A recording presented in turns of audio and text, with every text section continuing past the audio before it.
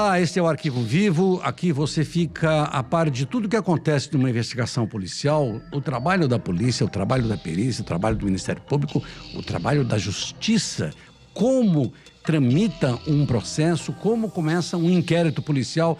Comigo, Renato Lombardi e... Eu, Percival de Souza, com a honra de estar ao lado do meu amigo Lombardi, presencialmente aqui no Arquivo Vivo. Ele fala isso porque nós gravamos no começo do nosso Arquivo Vivo, primeiro aqui no estúdio, depois começamos a gravar com o Percival em casa e agora a gente está aqui, tete a tete, aqui pertinho, para você exatamente saber o que se passa numa ocorrência policial, num inquérito policial. E a gente vai falar hoje de um caso de repercussão no Brasil inteiro, quem sabe até noticiário no mundo, de um caso envolvendo uma garota de 9 anos, chamada Raíssa Eloá, e um garoto de 12 anos.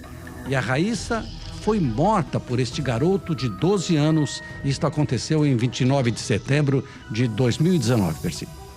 Pois é, Lombardi, isso causou uma grande perplexidade com a dificuldade que todos nós temos de como interpretar, buscar uma motivação, entender, enfim, como pode um menininho de 12 anos matar uma menina de 9 anos. 12 anos, Lombardi, é uma criança. Ele é uma criança. Então você se pergunta, mas como uma criança mata a outra? O que é isso? Como pode acontecer isso? Começou como um grande mistério, né, Lombardi? Pois é, isso aconteceu em São Paulo. Tudo começou numa festa num centro educacional de Perus, aqui na Grande São Paulo. Um menino de 12 anos morava na mesma rua que ela. Eles eram amigos. Ela estava numa fila para um brinquedo, quando apareceu esse garoto, que era amigo dela, a pegou pela mão e atirou desta festa do centro educacional. E aí a garota acabou sendo encontrada morta, amarrada a uma árvore e asfixiada, estrangulada. E a perplexidade ficou maior ainda quando se soube que a menina de 9 anos, a Raíssa, era autista. Ela tinha esse problema, era arredia, não era sociável, tinha dificuldades em se relacionar com as pessoas, mas com esse menino, que seria o seu assassino, ela se dava muito bem. E, aliás, ele havia se mudado há muito pouco tempo, Lombardi, para a rua onde Raíssa morava. E eles estabeleceram uma relação muito próxima. A rigor, a Raíssa só topava se relacionar, conversar, ter um contato direto com o menino. Não se relacionava com mais ninguém. E a história é incrível porque com o desaparecimento dela, a mãe acionou todo mundo, acionou a polícia. Aí disseram, olha, ela foi vista andando com um menino de mãos dadas, um garoto. Até então não se sabia quem era esse menino de 12 anos. Até que o corpo foi encontrado. E foi encontrado porque o próprio menino procurou a administração do parque. Ela foi encontrada dentro de um parque. E o garoto falou, olha, encontrei o corpo dela. Contou a história do corpo, mas não disse nada a respeito da relação entre os dois. Pois é, Lombardi, a Raíssa tinha ido a esse centro educacional que você mencionou em companhia da mãe e 2 irmãos. Então, nesse centro educacional, estava havendo uma festa popular, daquelas que procuram ajudar as pessoas, corte de cabelo, dar um lanche, se divertem e tudo. E a mãe estava com a Raíssa. Então, ela foi ouvida, claro, exaustivamente. E ela se lembrou apenas de que havia deixado Raíssa por alguns instantes só para ir a uma barraca para comprar um saco de pipoca. Foi muito rápido isso. Quando ela voltou, Raíssa havia sumido. Aí houve-se o depoimento da mãe, detalhadamente, e havia essa imagem gravada por uma câmera de segurança, que mostrava a Raíssa, como você disse... De mãos dadas. De mãos dadas com o menino.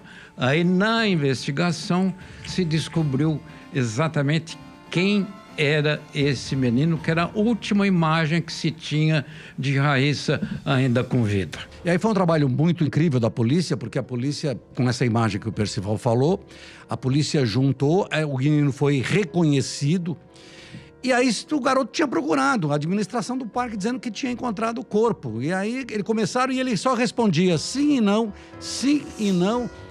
Depois ele contou que ele usou um galho para matar a garota, amarrou próximo a uma árvore, mas não contou o porquê.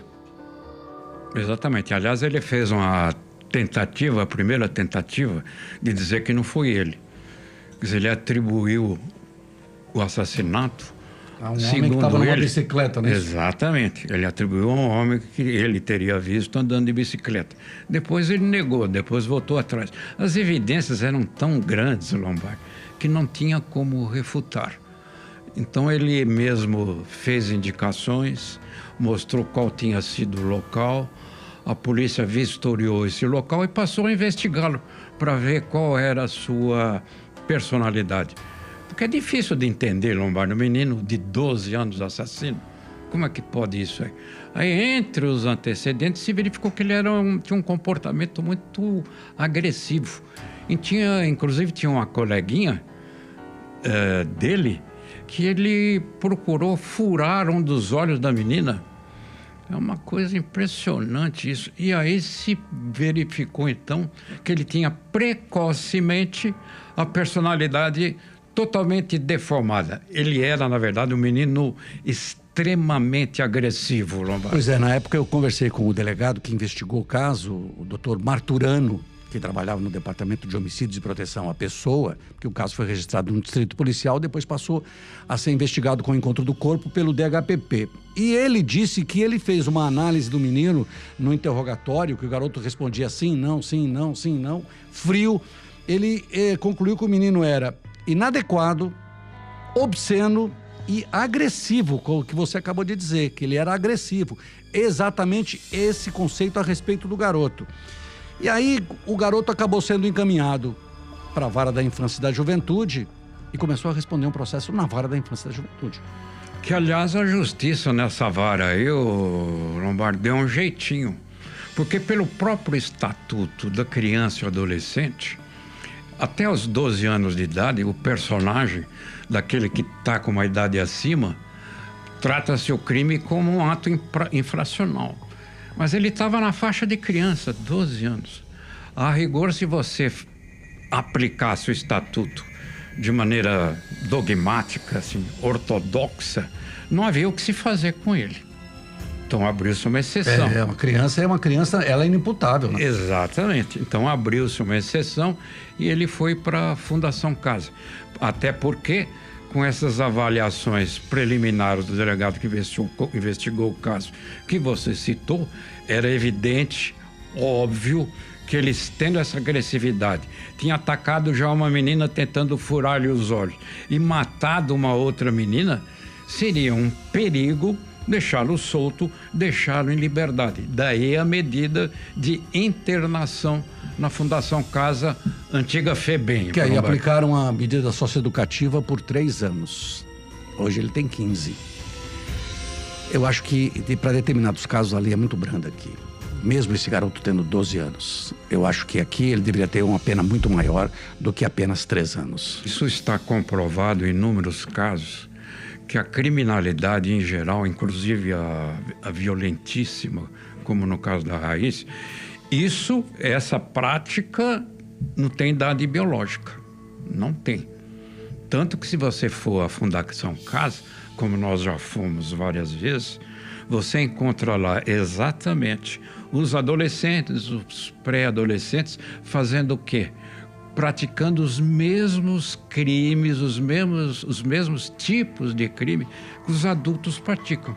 Lá você vê menor de idade, assassino, autor de latrocínio, traficante, estupro, você vê de tudo. Quer dizer, não há diferença da prática de crime entre menor e maior. Eu me lembro a propósito de um diálogo na casa de detenção, em que se encontraram o então diretor, que era o nosso considerado Luizão. Luiz Camargo Wolfmann. Exatamente. Ele se encontrou com o presidente da FEBEM. Então, eles se cumprimentaram assim. O diretor da antiga FEBEM perguntou para o Luizão: como vão os seus clientes? Ele falou: Muito bem, está tudo bem. E os meus futuros clientes, como estão? Que é exatamente isso. Exatamente. Né? Infelizmente, aqui a cadeia ou a Fundação Casa, que é para menores de idade, muitas vezes, a grande maioria, acaba delinquindo cada vez mais. Este caso, como eu disse, o garoto já tem 15 anos hoje. A gente eu tentei saber se ele continua lá ou não, porque muitas vezes a pena pode ser ficada por mais 3 anos, mas me disseram que não me deram informação nenhuma, não dão informação sobre o menor. Eu acho que ele já está na rua. Eu acho que ele já está na rua, apesar da conduta dele, que eu acho que ele deveria ficar na prisão para a vida inteira. Pois é, essa prorrogação, que é uma hipótese, uma hipótese. De aumentar mais até 3 os anos. 21, é para quem tá internado e completa 18 anos de idade no período da internação, aí se considera que ele continua sendo um adolescente perigoso, então é prorrogável por mais 3, quer dizer, aliás, no máximo 21. Depois vai embora, né? Agora, isso que você comentou, de mais rigor. A minha opinião pessoal é que cada caso é um caso. Se deve examinar um caso, ver a gravidade, a periculosidade, então fazer uma dosagem de internação, como eu defendo também uma dosagem da pena para adultos, de acordo com o ato praticado.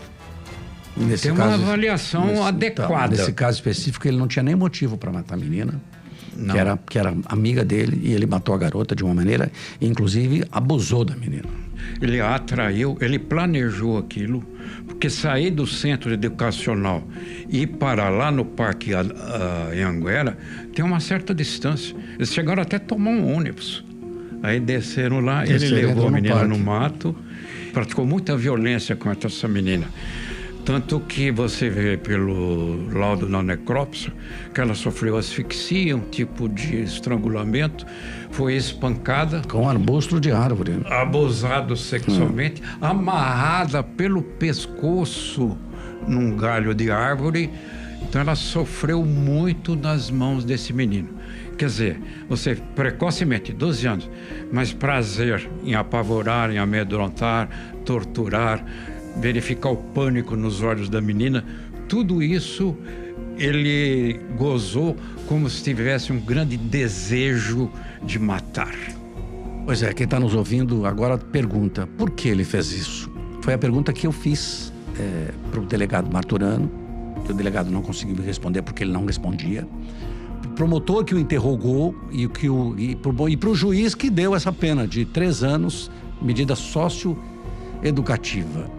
É o que se espera, que realmente alguém faça um novo exame com ele para saber se ele tinha condições ou ele tem condições de deixar a Fundação Casa. Pois é, Lombardi, aí fica uma outra questão. Eu não sei responder, até por ter ido várias vezes à Fundação Casa. Numa dessas visitas eu fui com o juiz corregedor, que também você conheceu bem, o Renato Laércio Tali. Ali você vê que a aplicação dessa medida socioeducativa, Lombardi, é um mistério. O que é isso aí?